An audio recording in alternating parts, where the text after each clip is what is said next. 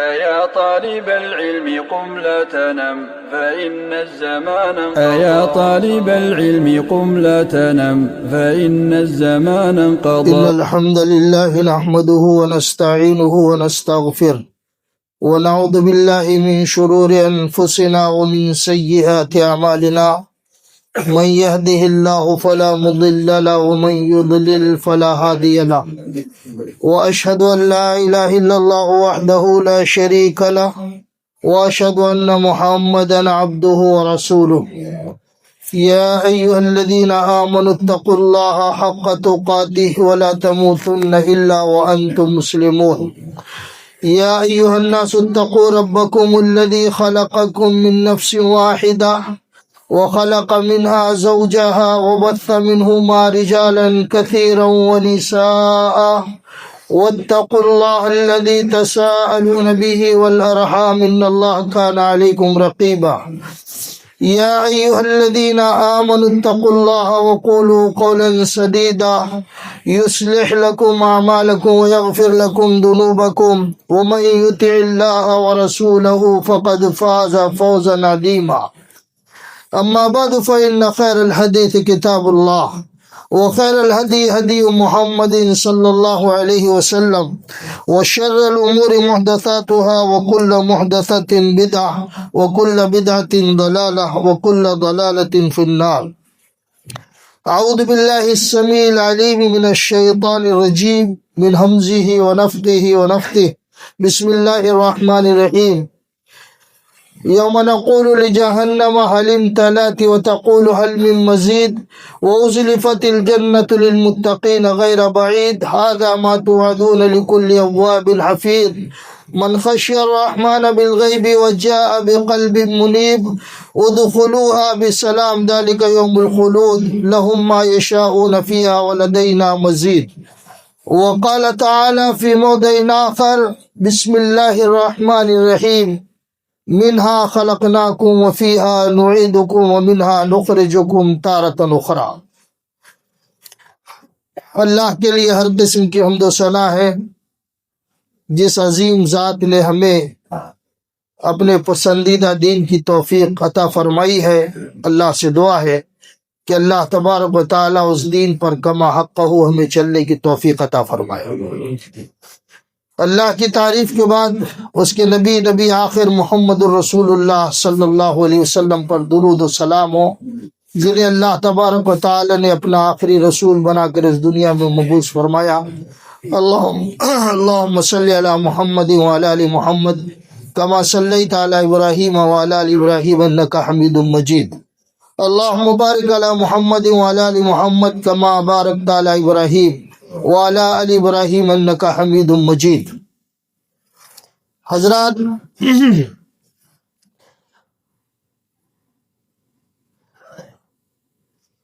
ہم نے قرآن مجید کا جو حصہ خطبہ مسنونہ کے بعد آپ کے سامنے پڑھا ہے اس کے تعلق سے یا اس کی اسی سے ملتی جلتی اور جو باتیں ہیں اس کو بیان کرنے سے پہلے میں چاہتا ہوں کہ آپ کو خطبہ اچھی طرح سمجھ میں آئے اور جو چیز میں بیان کرنے جا رہا ہوں اس کو سمجھنے کے لیے آپ اپنا مزاج بنائیں. تو میں اسلامی تاریخ کی ایک عظیم ترین ہستی کی موت کا کچھ حصہ آپ کے سامنے بیان کرنا چاہتا ہوں. ہماری اسلامی تاریخ میں ایک بڑی عظیم ترین ہستی گزری ہے جس کو عمر بن عبدالعزیز رحمۃ اللہ علیہ کہتے ہیں. عمر بن عبدالعزیز رحمۃ اللہ علیہ یہ خلفائے راشدین میں شمار ہوتے ہیں اور انہوں نے اپنی زندگی کا ایک حصہ انتہائی تقوی اور پرہیزگاری میں گزارا ہے. ان کی موت کا جب وقت آیا تو اہل خانہ جو ان کے ارد گرد جمع تھے ان تمام کی کیفیت کو دیکھتے ہوئے عمر بن عبدالعزیز رحمۃ اللہ علیہ نے اپنے اہل خانہ سے کہا کہ میرے اس کمرے سے تم لوگ باہر نکل جاؤ. کیونکہ آپ تو جانتے ہیں کہ جب ہمارا کوئی عزیز گزرنے والا ہوتا ہے، موت کا وقت جب قریب ہوتا ہے، تو گھر والوں کی جو کیفیت ہوتی ہے وہ سبھی جانتے ہیں۔ تو عمر بن عبدالعزیز رحمۃ اللہ علیہ کے گھر کے لوگوں کی جو کیفیت تھی، اس کو عمر بن عبدالعزیز رحمۃ اللہ علیہ نے جب دیکھا تو کہا اپنے بچوں سے، اپنے رشتہ داروں سے کہ تم میرے کمرے سے باہر نکل جاؤ۔ تو ان کے اہل خانہ اس کمرے کے دروازے پر بیٹھ کر انتظار کرنے لگے۔ تو فرماتے ہیں روایت کرنے والے کہ جب ان کی موت کا وقت قریب آیا تو ان کی زبان سے الفاظ نکلے، میں جو بات بیان کر رہا ہوں کئی لوگوں کے سوال کا اس میں جواب بھی ہے، اور کئی لوگوں کے دل و دماغ میں جو خدشات رہتے ہیں اس کا بھی جواب ہے۔ تو عمر بن عبدالعزیز رحمۃ اللہ علیہ کے اہل خانہ بیان کرتے ہیں کہ جب موت کا وقت قریب آیا تو ان کی زبان سے الفاظ نکلے، مرحبا بہذہ الوجوہ لیست بوجوہ انس ولا جان۔ یہ عربی کے جملے ان کی زبان سے جب نکلے تو گھر والے سمجھ گئے کہ ان کی موت کا وقت قریب ہے۔ یہ جو جملے ان کی زبان سے نکلے، جس میں کئی لوگوں کے سوالات کے جوابات بھی ہیں، یہ جملوں کا مطلب یہ ہے کہ ایسے خوبصورت ترین چہرے، ایسے خوبصورت ترین چہروں کے لیے خوش آمدید ہے، ان کا آنا مبارک ہے۔ اور یہ چہرے ایسے چہرے ہیں، نہ انسان کے چہرے ہیں نہ جنوں کے چہرے۔ یہ کس کے الفاظ ہیں؟ موت کے وقت حضرت عمر بن عبدالعزیز رحمۃ اللہ علیہ کے الفاظ ہیں۔ یہ جو الفاظ ہیں یہ بتاتے ہیں کہ جب نیک آدمی کی موت کا وقت قریب آتا ہے تو باقاعدہ بہترین قسم کے فرشتے بہت ہی خوبصورت انداز میں، بہترین لباس میں، بڑی خوشبو کے ساتھ، اور بہت ہی خوبصورت فرشتے اس نیک آدمی کی روح کو نکالنے کے لیے آتے ہیں، اور پھر وہ اپنے ساتھ اس کو لے کر جاتے ہیں۔ اور اس میں یہ بھی چیز ہے کہ جو نیک ہے، جو مومن ہے، اس مومن کو آنے والے فرشتے نظر آتے ہیں، جیسا کہ عمر بن عبدالعزیز رحمۃ اللہ علیہ نے جب فرشتے آئے تو ان سے کہا مرحبا بہذہ الوجوہ، یہ جو خوبصورت ترین چہرے والے لوگ آئے ہیں، جو نہ انسان ہے نہ جن ہے، ان کو خوش آمدید ہے، ان کا آنا مبارک ہے، اور میں ان کو خوش آمدید کہتا ہوں۔ یہ الفاظ بتاتے ہیں کہ حضرت عمر بن عبدالعزیز رحمۃ اللہ علیہ نے انسانوں اور جنوں سے ہٹ کر کسی اور مخلوق کو دیکھا جس کو ہم فرشتے کہتے ہیں، اور پھر ان کی روح نکل گئی، ان کا انتقال ہوا۔ انتقال سے پہلے جب یہ جملے انہوں نے کہے تو قرآن مجید کی ایک آیت انہوں نے پڑھی، تلک الدار الآخرۃ نجعلها للذین لا یریدون علوا فی الارض ولا فسادا والعاقبۃ للمتقین۔ یہ فرشتوں کو خوش آمدید کہنے کے بعد انہوں نے اپنی زبان سے جو آیت پڑھی، تلک الدار الآخرہ، وہ آخرت کا گھر، وہ آخرت کا گھر، نجعلها للذین، ہم اس آخرت کے گھر کو ان لوگوں کے لیے بناتے ہیں، یا خاص ان لوگوں کے لیے وہ آخرت کا گھر ہے جو زمین میں نہ فساد مچاتے ہیں، نہ غرور و تکبر کرتے ہیں، نہ ظلم و زیادتی کرتے ہیں، اور نہ ہی کسی طرح کا کوئی گناہ کرتے ہیں۔ ایسے لوگوں کے لیے ہم نے وہ آخرت کا گھر بنایا ہے، اور بہترین اور عمدہ انجام متقی اور پرہیزگاروں کے لیے۔ یہ آیت پڑھتے ہوئے ان کا انتقال ہوا، تلک الدار الآخرۃ نجعلها للذین لا یریدون علوا فی الارض ولا فسادا والعاقبۃ للمتقین۔ لیکن یہ جو موت کا میں نے واقعہ بیان کیا، اس میں بعض لوگ کسی غلط فہمی کا میں مبتلا ہوتے، لوگ یہ سمجھتے ہیں کہ مومن کی جو موت ہے وہ مومن کی موت تکلیف سے نہیں ہونا چاہیے، یہ لوگوں کا گمان ہے، یہ ہم سمجھتے ہیں، ہم اس کی کیفیت کو دیکھ کر ہم لوگ یہ اندازہ لگاتے ہیں۔ لیکن مومن کی موت اتنی آسانی سے ہوتی ہے، جس قدر تکلیف کسی چیونٹی کے کاٹنے سے ہوتی ہے، یہ سمجھ جاؤ اسی انداز میں، اسی آسانی کے ساتھ مومن کی موت ہوتی ہے۔ اور حدیث میں اس کی وضاحت ہے، اس کی مثال بھی بیان کی گئی کہ گوندے ہوئے آٹے سے جس طرح ہم بال کو کھینچ کر آسانی سے نکال لیتے ہیں، مومن کی موت اسی آسانی سے ہوتی ہے۔ جو بظاہر تکلیف نظر آتی ہے، وہ موت کی سکرات کی جو تکلیف ہے وہ تو ہر ایک کو ہوتی ہے، چاہے وہ کوئی بھی ہو، مومن ہو یا کافر ہو، ہر ایک کو سکرات کی تکلیف ہوتی ہے، جیسے کہ اللہ کے نبی صلی اللہ علیہ وسلم کی موت کے سکرات کی جو حالات ہیں وہ ہم جانتے ہیں۔ بہرحال وہ ایک الگ مضمون ہے۔ تو مومن کی جو موت ہے، اس کی موت کے وقت فرشتے آتے ہیں، اور مومن کے لیے موت یہ دنیاوی تمام تکلیفوں سے راحت اور آرام کا ذریعہ ہوتی ہے۔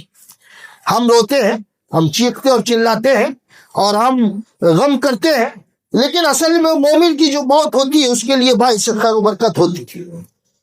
تو یہ جو موت ہے، اس سے ہر ایک آدمی کو ہمکنار ہونا ہے، ہر ایک آدمی کو یہ چیز آنی ہے۔ اللہ نے اپنا دستور بتایا ہے، منہا خلقناکم وفیہا نعیدکم ومنہا نخرجکم تارۃ اخری۔ یہ جو زمین ہے، یہ مٹی، اسی سے ہم نے تم کو پیدا کیا ہے۔ وفیہا نعیدکم، اور اسی مٹی میں ہم تم کو لوٹائیں گے۔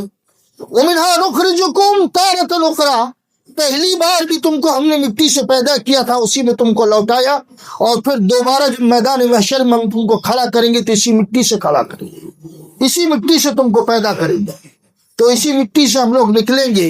یہ قانون ہے، دستور ہے قدرت کا کہ اللہ تعالیٰ نے حضرت آدم علیہ السلام کو مٹی سے بنایا، اور ساری مخلوق، سارے انسان مٹی سے بنے، یہ مٹی میں جائیں گے، اور اسی مٹی سے ان کو دوبارہ اٹھا کر کھڑا کیا جائے گا۔ یہ اللہ تبارک و تعالیٰ کا دستور ہے۔ موت تو ہر ایک کو آنی ہے، لیکن موت، عقل مند وہ آدمی ہے جو موت سے سبق حاصل کرے۔ ہمارے معاشرے میں بڑی کثرت کے ساتھ، اور پچھلے کچھ دنوں میں بڑی تعداد میں بہت سارے ہمارے عزیز و اقارب، ہمارے جان و پہچان والے اس دنیا سے دار آخرت کی طرف کوچ کر گئے، بہت زیادہ کثرت سے موت ہوئی۔ اس لیے میں نے سوچا کہ کچھ باتیں آپ کو سمجھاؤں۔ ہم اپنی آنے والی زندگی کے لیے تیاری کریں، اور یہ جو موتیں ہو رہی ہیں، ان موتوں کو سامنے رکھتے ہوئے کچھ نہ کچھ ہم نصیحت حاصل کریں۔ گرچہ کہ ضعیف حدیث ہے، لیکن بڑی معنی خیز ہے۔ کفا بالموت واحدہ، ہمارے لیے دنیا کے اندر جتنی بھی نصیحت کی چیزیں ہیں، تمام کی تمام چیزیں، ان تمام چیزوں میں سب سے بڑی نصیحت کی چیز ہمارے سامنے کسی کا مر جانا ہے، اور اس کے مرنے کے بعد اس کا غسل دینا، اس کا کفن دینا، اور پھر اس کے بعد اس کو کندھے پر اٹھانا اور قبرستان تک پہنچانا، اور پھر قبرستان کے اندر، اس کی قبر کے اندر بھاری مٹی کے اندر اس کو دفن کر دینا۔ یہ ایسی عبرت کی چیز ہے کہ اس سے بڑی عبرت کی چیز دنیا کے اندر کوئی نہیں۔ اور اگر کوئی مومن کسی دوسرے کی موت سے سبق حاصل نہیں کر سکتا تو یہ دنیا کا سب سے بدنصیب آدمی ہے۔ موت سب سے زیادہ ایسی بڑی اور عظیم ترین چیز ہے جس کو دیکھ کر ہم نصیحت حاصل کر سکتے ہیں، اور اگر جو نصیحت حاصل نہ کرے تو یہ سمجھ جائیے کہ اس سے بدنصیب آدمی اور کوئی نہیں۔ تو میرے بھائیوں، یہ دستور ہے، قانون ہے قدرت کا کہ اس دنیا میں جتنے بھی لوگ آئے ہیں تمام کو جانا ہے، تمام لوگوں کو اس دنیا سے کوچ کرنا ہے۔ ہمیں مقصد پہچاننا ہے کہ ہمیں اس دنیا میں بھیجا کیوں گیا۔ الذی خلق الموت والحیات لیبلوکم ایکم احسن عملا، اللہ تعالیٰ نے آپ کو بھیجا دنیا کے اندر اس لیے بھیجا ہے کہ اللہ آزمانا چاہتا ہے کہ تم میں کون اچھا عمل کرے گا، کون اچھا عمل کرے گا، کون شریعت کے مطابق زندگی گزارے گا، اور کون بہتر سے بہتر زندگی گزار کر اپنے رب کو راضی کرے گا۔ اس کے لیے اللہ تعالیٰ نے، اس آزمائش کے لیے اللہ رب العالمین نے ہم کو دنیا کے اندر بھیجا ہے۔ اس مقصد کو ہم کو پہچاننا ہے، اور اس مقصد کو پہچانتے ہوئے اپنی زندگی ہم کو گزارنی ہے۔ جیسا کہ میں نے کہا، عمر بن عبدالعزیز رحمۃ اللہ علیہ نے جو آیت پڑھی، تلک الدار الآخرۃ نجعلها للذین لا یریدون علوا فی الارض ولا فسادا، یہ علوا ولا فسادا کی تفسیر مفسرین نے جو کی ہے کہ آدمی نہ کسی پر ظلم کرتا ہے، نہ زیادتی کرتا ہے، نہ کسی کے ساتھ نہ انصافی کرتا ہے، نہ غرور کرتا ہے، نہ تکبر کرتا ہے، اور نہ ہی کسی بندے کو ستاتا ہے۔ ولا فسادہ کی تفسیر مفسرین نے کی ہے کہ نہ کسی کا مال ہتھیاتا ہے اور نہ برائی کا ارتکاب کرتا ہے، انتہائی صاف ستھری زندگی گزارتا ہے۔ اور یہی مقصود ہے اللہ رب العالمین کا کہ آپ اپنی زندگی صاف ستھری گزاریں تو آپ کی موت بھی آسان ہوگی، اور موت کے بعد والی زندگی یہ بھی اللہ تبارک و تعالیٰ کامیاب کرے گا۔ اس مقصد کو ہم کو پہچاننا ہے، اور اس مقصد کو پہچانتے ہوئے ہم کو زندگی گزارنا ہے۔ یہ دنیا ہے، اس میں آپ دیکھ رہے ہیں اللہ تبارک و تعالیٰ نے جو دستور اور قانون بنایا ہے اللہ رب العالمین نے کہ وَلَن يُؤَخِّرَ اللَّهُ نَفْسًا إِذَا جَاءَ أَجَلُهَا وَاللَّهُ خَبِيرٌ بِمَا تَعْمَلُونَ. جب کسی کی موت کا وقت آتا ہے تو ذرا برابر بھی کوئی تاخیر نہیں کی جاتی.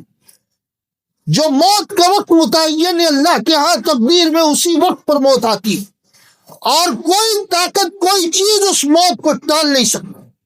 آپ نے دنیا کے مناظر دیکھے ہیں.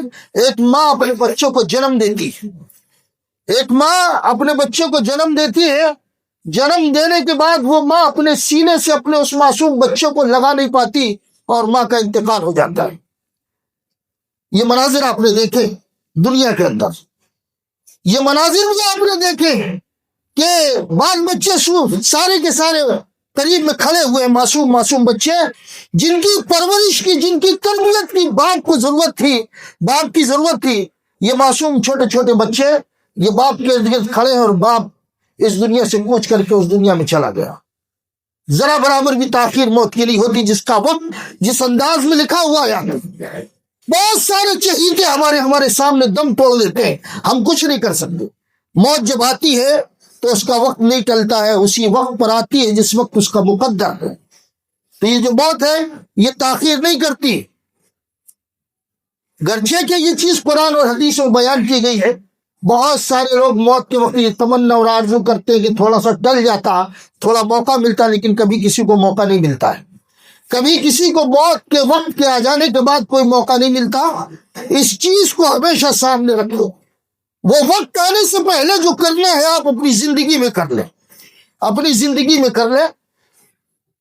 یہ جو موت ہے جب آتی ہے تو چاہے کیسی بھی حالات ہوں کسی بھی طرح کی بات ہو وہ موت اپنا وقت نہیں بدلتی ہے. وہ فرشتہ اپنا وقت نہیں بدلتا ہے. جیسے میں نے مثال دی کہ انتہائی معصوم بچے ہیں باپ کا انتقال ہو جاتا. انتہائی بوڑھے ماں باپ ہیں نوجوان بچہ جو اپنے ماں باپ کی خدمت کرتا ان کی دیکھ ریکھ کرتا ان کی کفالت کرتا وہ بچہ بوڑھے ماں باپ کے سامنے اس دنیا سے رخصت ہو جاتا ہے. وَلَن يُؤَخِّرَ اللَّهُ نَفْسًا إِذَا جَاءَ أَجَلُهَا. بیوی کو اپنے شوہر کی ضرورت ہوتی ہے شوہر کوچ کر جاتا ہے. شوہر کو بیوی کی ضرورت ہوتی ہے بیوی کوچ کر جاتی ہے. تو ایسا یہ دنیا کا دستور ہے کہ جب موت آتی ہے تو دنیا کے کیا حالات ہیں آپ کے کیا حالات ہیں آپ کے بال بچوں کی کیا ضرورت ہے. ایک معصوم بچے کی ماں کو کتنی ضرورت ہے. موت نہیں دیکھتی. وہ جب آتی ہے تو جس کے پاس آتی ہے اس کو لے کر چلی جاتی. اس سے پہلے ہوشیار ہو کر اپنے حالات کو درست کر دینا چاہیے اور خاص طور پر نوجوان طبقے کو. آخر میں حدیث سناؤں گا. خاص طور پر انتظار مت کرو کہ بڑھاپا آئے گا. یہ وہ وقت نہیں رہا کہ بڑھاپا آئے گا جب آپ کو موت آئے گی. ایسا وقت نہیں رہا. دنیا میں دیکھ رہے ہو جو بستر پر پڑے ہوئے 10 20 25 سال سے پڑے ہوئے بستر موت نہیں آ رہی. اور جو چل پھر رہے تندرست ہیں کوئی بیماری آزاری نہیں ابھی گھر سے گئے خبر آتی ہے کہ اس کا انتقال ہو. انتظار مت کرو کہ بڑھاپا آئے گا. ایسا کوئی دستور نہیں ہے. اور یہ جو دور ہے قیامت کے قریب کا دور اس میں تو اور بھی بہت زیادہ موتیں ہو رہی ہیں. میں آخر میں حدیث سنا کر اپنی بات کو ختم کروں گا. تو میرے بھائیوں یہ جو موت ہے یہ ہر حال میں آنا ہے اور جس کا جو وقت متعین ہے اس میں آنی ہے. اللہ تعالیٰ نے فرمایا کہ اینما تکونوا یدرککم الموت ولو کنتم فی بروج مشیدہ. کتنے بھی مضبوط قلعے کے اندر کیوں نہ ہو جاؤ کتنی بھی محفوظ جگہ کے اندر کیوں نہ رہو موت سے بچنے کے لیے لیکن موت اس جگہ پر پہنچ کر رہے گی اور اپنے وقت پر پہنچ کر رہے گی.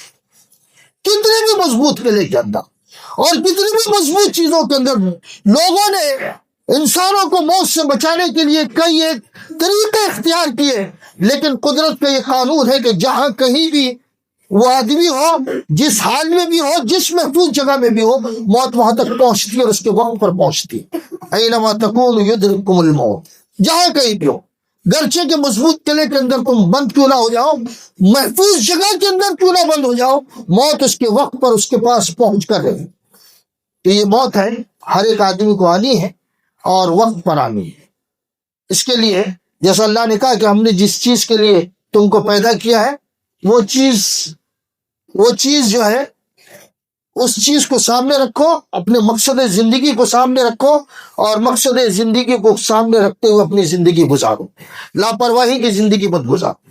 میرا مقصود یہ تھا اس خطبے میں سمجھانا کہ بسا اوقات ہم اپنے عزیزوں کی جدائی پر بے انتہا افسوس کرتے ہیں، بہت افسوس کرتے ہیں، رنج کرتے ہیں، غم کرتے ہیں، لیکن میں جو آپ کو سمجھانا چاہتا ہوں، اور یہ تو قدرتی چیز ہے کہ انسانوں کی آنکھوں سے آنسو نکلتے ہیں، جذبات ابھرتے ہیں، آدمی روتا ہے، اور اپنے عزیز و اقارب کی جدائی پر ہر ایک کو رنج ہوتا ہے، یہاں تک کہ اللہ کے نبی محمد الرسول اللہ صلی اللہ علیہ وسلم جب اپنے فرزند کو جب سپرد خاک کر رہے تھے، زمین پہ اتار رہے تھے قبر پہ، تو آپ کی آنکھوں سے آنسو جاری تھے۔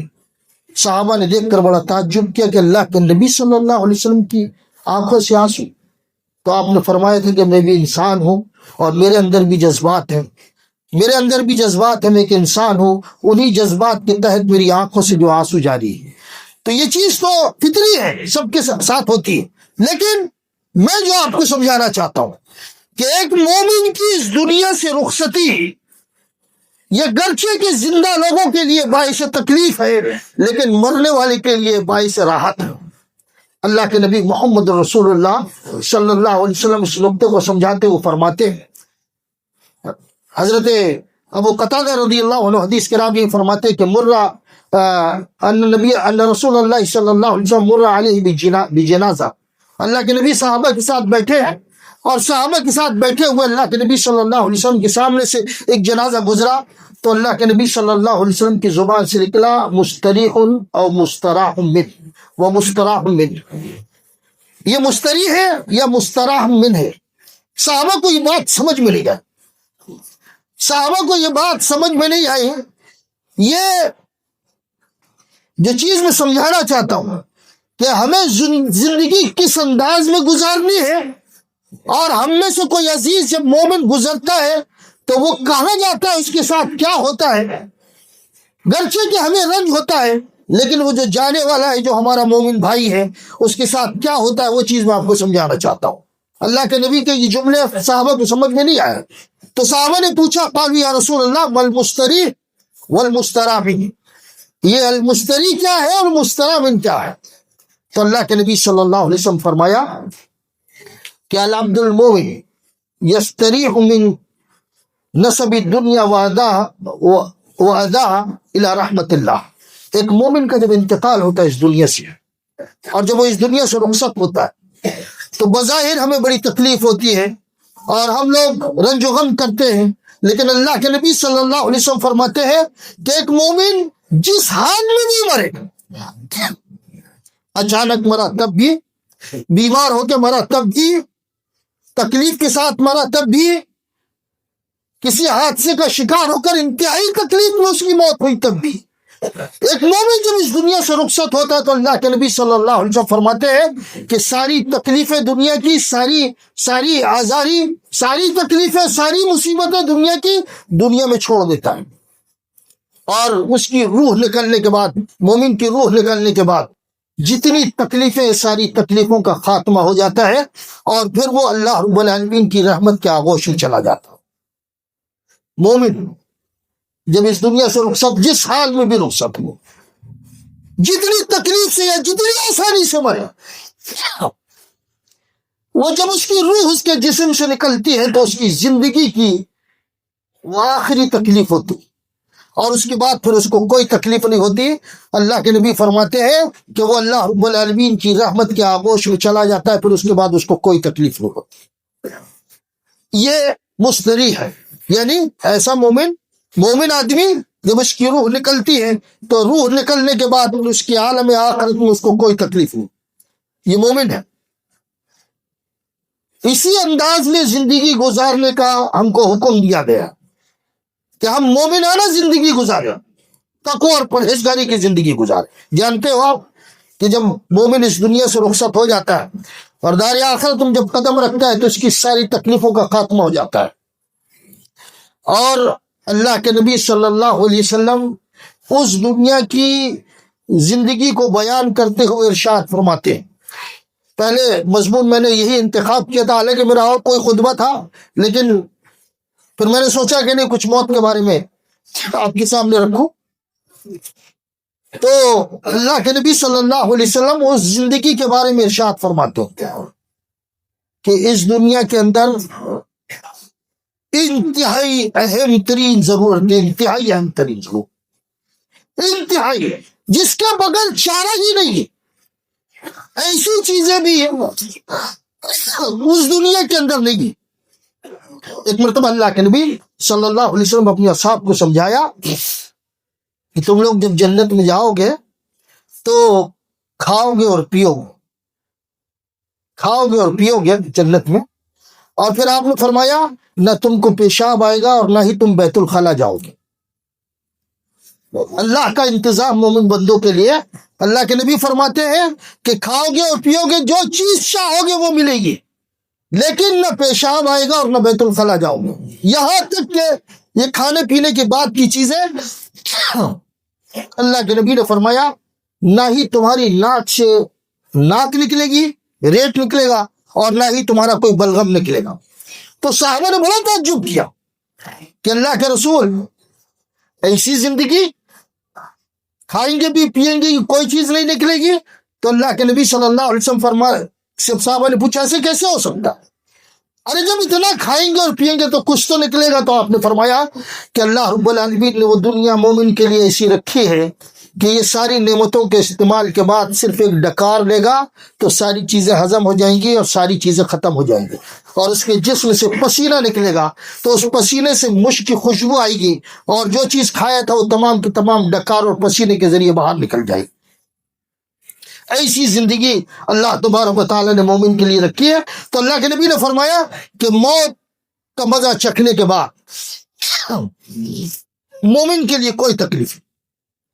ہم بہت روتے ہیں اپنے عزیزوں کے جدائی پر اور بڑا رنج و غم کرتے ہیں، لیکن یہ بات یاد رکھنی چاہیے کہ ہمارا جو بھی مومن بھائی، جو بھی عزیز ہمارا، جو بھی رشتہ دار، غیر رشتہ دار، جو بھی مومن اس دنیا سے رخصت ہوتا ہے، وہ اس کی رخصتی کی آخری تکلیف ہوتی ہے، اس کے بعد کوئی تکلیف نہیں ہوتی.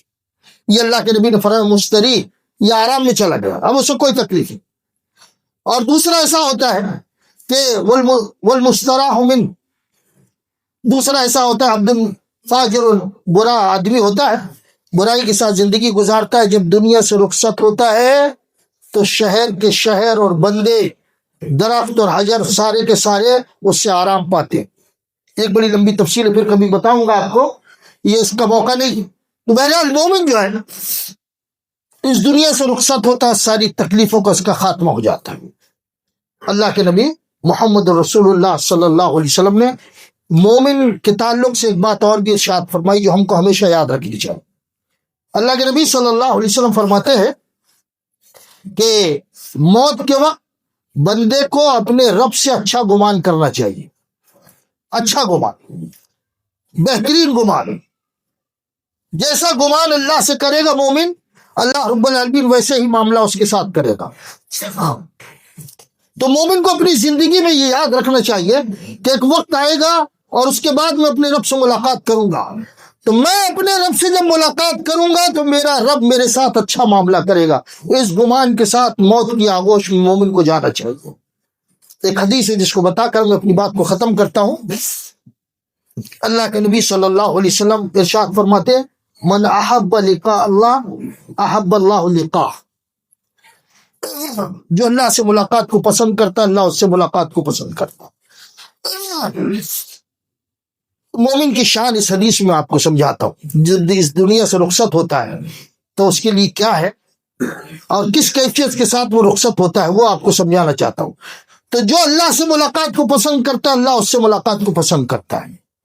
حضرت عائشہ کو یہ بات سمجھ میں نہیں آئی، اور بھی دیگر صحابیات ہیں، بعض حدیثوں میں ان کا بھی نام ہے. تو حضرت عائشہ نے فرمائی کہ اللہ کے نبی ایسا کیسے ہو سکتا ہے؟ ہم میں سے ہر ایک آدمی موت کو ناپسند کرتا ہے، نہیں چاہتا آدمی مرنا. اللہ کے نبی نے فرمایا یہ مطلب نہیں ہے. پھر اللہ کے نبی صلی اللہ علیہ وسلم نے سمجھایا جو ہم میں سے ہر ایک کو یاد رکھنا چاہیے، اور مومن کی جو کیفیت ہے اس کو بھی اپنے سامنے رکھنا چاہیے. اللہ کے نبی صلی اللہ علیہ وسلم فرمایا جب موت کا وقت مومن کا قریب ہوتا ہے تو فرشتے آتے فرشتے آتے ہیں اور فرشتے اس کو بشارت دیتے ہیں اللہ رب العالمین کی خوشنودی کی. موت کے وقت مومن کے فرشتے آتے ہیں، خوشخبری دیتے ہیں اس کو کہ اللہ تعالیٰ تم سے راضی ہے، اللہ رب العالمین کے تم اچھے بندے ہو، اب اللہ کی رحمت میں تم چلے جاؤ گے. تو اللہ رب العالمین کے رحم و کرم اور اس کی خوشنودی کی بشارت جب دیتے ہیں تو اللہ کے نبی محمد رسول اللہ صلی اللہ علیہ وسلم ارشاد فرماتے لیس شیء احب الیہ مما امامہ.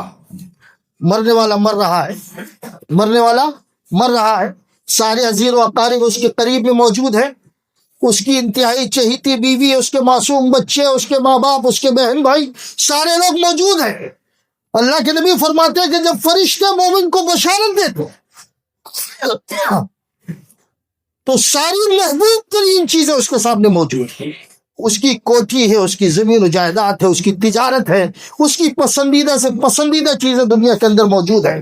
اللہ کے نبی فرماتے ہیں کہ جب فرشتے اس کو بشارت دے دیتے کہ اللہ تجھ سے راضی ہے اور تو اللہ کی رحمت کے آغوش میں جا رہا ہے، تو اللہ کے نبی فرماتے ہیں کہ دنیا کی جتنی بھی محبوب ترین چیزیں ہیں ان تمام چیزوں میں سب سے زیادہ اس کو موت پسند آتی. جب فرشتے موت کے وقت بشارت دیتے تو دنیا کی جتنی بھی محبوب ترین چیزیں ہیں، مومن کسی کو پیار نہیں کرتا بلکہ وہ موت کو پسند کرتا ہے ان ساری چیزوں کی محبت کے بدلے. یہ مومنانہ شان ہے اور یہ ایمان والی کی موت ہے کہ اللہ کے نبی صلی اللہ علیہ وسلم فرماتے ہیں فرشتے جب آتے ہیں بشارت دیتے ہیں تو فرشتوں کی بشارت کے بعد مومن اللہ رب العالمین سے ملاقات کو اتنا پسند کرتا ہے کہ اس سے زیادہ محبوب ترین چیز اور کوئی نہیں ہوتی اس کے اندر، اس کے نزدیک. یہ مومنانہ شان ہے، یہ مومن کی موت ہے کہ فرشتے اس کو بشارت دیتے ہیں اور بشارت دینے کے بعد مومن موت کو جتنا پسند کرتا ہے اس سے زیادہ اور کوئی چیز اس کو پسند نہیں ہوتی.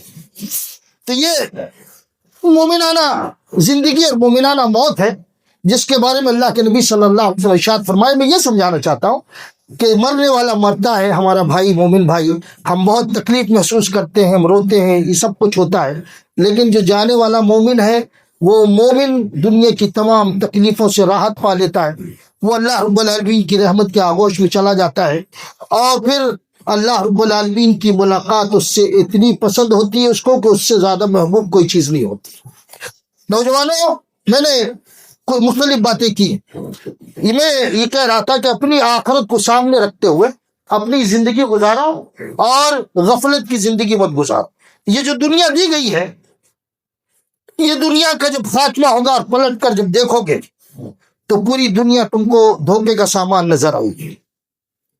اور اکثر ایسا ہوتا ہے کہ جب ہم موت کی آغوش میں جاتے ہیں، جب پلٹ کر اپنی زندگی کو دیکھتے ہیں تو لگتا ہے کہ ہم نے دھوکے کے ساتھ زندگی گزاری ہے. اسی کیفیت کو قرآن مجید نے 2 جگہ یا تقریباً 4 مرتبہ دوسرے الفاظ میں بیان کیا. اللہ رب العالمین فرماتا ہے وَمَا الْحَيَاةُ الدُّنْيَا إِلَّا مَتَاعُ الْغُرُورِ. یہ دنیاوی زندگی یہ دھوکے کا سامان ہے، یہ دنیاوی زندگی دھوکے کا سامان ہے. اس دھوکے میں آ کر کہیں ایسا نہ ہو کہ اپنی اخروی زندگی کو فراموش کر دو، بھول جاؤ. اگر ایسا کیا تو تم سے بدنصیب آدمی کوئی نہیں، یا تم سے بیکار آدمی نہیں ہوگا. اور خاص طور پر اسلام یا مسلمان جو ہے ان کو اس نقطے کو ہمیشہ یاد رکھنا چاہیے. جو زندگی گزار رہے ہو اس زندگی کو اللہ نے دھوکے کی زندگی کہا. اور یہ چیز سمجھ میں نہیں آتی، جب موت کے قریب پہنچتا ہے آدمی اور اپنی زندگی دیکھتا ہے تب اس کو سمجھ میں آتا ہے. تو کہیں ایسا نہ ہو کہ آپ بھی انہی لوگوں میں شمار ہوں. آج ہی ہوش کے ناخن لے اور موت آئے گی، وقت ہے، یہ نہ سوچے. اللہ کے نبی صلی اللہ علیہ وسلم نے ارشاد فرمایا من اقتراب الساعہ، قیامت کی نشانیوں میں سے، قیامت کے قریب کی نشانیوں میں سے موت الفجع، اچانک موت بھی ہے. اچانک موت بھی قیامت کی نشانیوں میں اچانک موت بھی ہے. پچھلے مہینے یا پچھلے 2-4 مہینے کئی لوگ انتقال کر گئے، کئی لوگ، اس میں کچھ جوان بھی ہے، کچھ ادھیڑ عمر کے لوگ بھی ہیں. بیمار بہت کم لوگ ہیں، زیادہ تر وہ لوگ مرے ہیں جو صحت مند تھے، جنہیں کوئی بیماری نہیں تھی. یہ اللہ کے نبی نے فرمایا قیامت کی نشانیوں میں سے ایک نشانی ہے موت الفجع، اچانک موت ہو گئے اور لوگ اس دنیا سے رخصت ہو جائے. تو یہ چیز اپنے سامنے رکھتے ہوئے اپنی اخروی زندگی پر نظر رکھو اور اسلامی زندگی گزارنے کی کوشش کرو. موت بھی آسان ہوگی اور موت کے بعد تمام تکلیفوں کا خاتمہ ہو جائے گا. اللہ سے دعا ہے کہ اللہ تبارک و تعالیٰ مومنانہ زندگی گزارنے کی توفیق عطا فرمائے, صاف ستھری زندگی گزارنے کی توفیق عطا فرمائے. اللہ جو ہمارے بھائی اس دنیا سے کوچ کر چکے ہیں, اللہ سب کی مغفرت فرما, اللہ سب کی مغفرت فرما. ہو سکتا ہے ہمارے رشتہ دار بھی ہوں, ہو سکتا ہے ہمارے رشتہ دار نہ بھی ہوں. اللہ جو بھی مومن اس دنیا سے رخصت ہو چکا ہے, مرد اور عورت, چھوٹے اور بڑے, امیر و غریب, سارے لوگوں کی مغفرت فرما, ان کی قبروں کو نور سے بھر دے, ان کو جنت الفردوس میں جگہ عطا فرما. میں نے کبھی کسی حدیث میں یہ بات پڑھی تھی, گرچہ کہ اس میں لوگوں نے کلام کیا. آپ جانتے ہیں کہ ایک آدمی جب ڈوبتا ہے پانی میں, جو تیرنا نہیں جانتا, جب ڈوبنے لگتا ہے تو اسے باریک سے باریک تنکے کے سہارے کی آس رہتی ہے, باریک سے باریک تنکے کے سہارے کی آس ہے. تمہارے جو مرنے والے ہیں تمہاری دعاؤں کی تمنا اور آرزو کرتے ہیں کہ تم اپنی دعائیں ان تک پہنچاؤ. یہ سب سے بہترین چیز ہے. تمہارے مرنے والے تمہاری دعاؤں کی آس میں رہتے ہیں, امید میں رہتے ہیں کہ تم دعا کرو گے تو اللہ رب العالمین تمہاری دعاؤں کے صلے میں اللہ ان کے درجات کو بلند کرے گا, ان کے گناہوں کو معاف کرے گا. اور اللہ کے نبی صلی اللہ علیہ وسلم نے یہ بھی ارشاد فرمایا کہ جو اولاد ہے, یہ اولاد جب اپنے ماں باپ کے لیے دعا کرتی ہے تو اللہ تبارک و تعالیٰ اس کا بہترین بدلہ مرے ہوئے لوگوں کو دیتا ہے, بہترین بدلہ.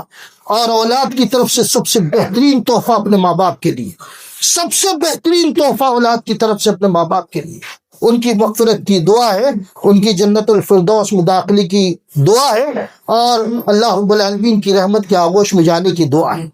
یہ چیزیں ہم فراموش نہ کریں, کیونکہ اکثر ایسا ہوتا ہے مرنے والے چلے جاتے ہیں اور کچھ دنوں میں ہم بھول جاتے ہیں. میں اکثر یہ بات کہتا ہوں لوگوں سے.